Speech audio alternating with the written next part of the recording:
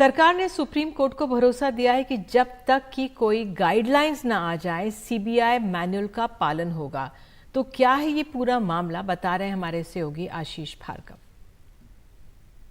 केंद्र सरकार ने गुरुवार को सुप्रीम कोर्ट में कहा है कि जब तक मोबाइल फ़ोन और लैपटॉप जैसे डिजिटल उपकरण जो हैं उनकी जब्ती के लिए कोई नई गाइडलाइन नहीं आ जाती हैं, तब तक जो केंद्र की जांच एजेंसियां हैं वो सीबीआई का जो मैनुअल है 2020 का उसका पालन करेंगी। और सुप्रीम कोर्ट ने इस पर मोहर लगा दी है। और यहाँ पर काफ़ी अहम है क्योंकि जो सीबीआई का जो मैनुअल है 2020 सीबीआई क्राइम मैनुअल 2020 वो कहता है कि जब एजेंसी किसी भी डिजिटल उपकरण को, डिवाइस को जब्त करे तो उसके मालिक को एक हैश वैल्यू दी जाए।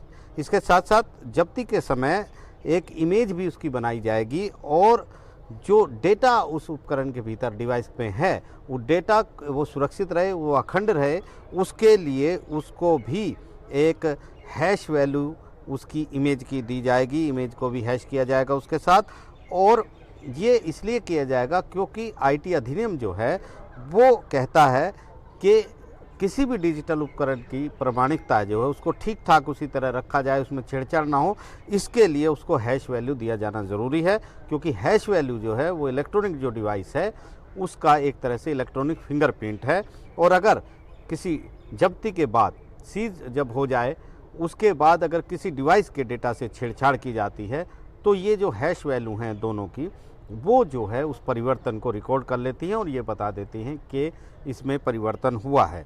ये जो कदम है ये इसलिए उठाया अब जा रहा है क्योंकि कई पत्रकार यहाँ पर पहुँचे हैं, बहुत सारे लोग पिटीशन लेकर आए हैं और उन्होंने सुप्रीम कोर्ट से मांग की है कि जो इलेक्ट्रॉनिक डिवाइस हैं, लैपटॉप, मोबाइल फ़ोन, वो इस ऐसे उसमें जो जब्त कोई एजेंसी करे तो उस पर ऐसा कोई प्रावधान, एक गाइडलाइन होनी चाहिए ताकि ये ना हो कि ये आरोप ना लगे और जो डेटा उनके डिवाइसेस में है वो वैसे का वैसे रहे, उसमें कोई छेड़छाड़ ना हो सके।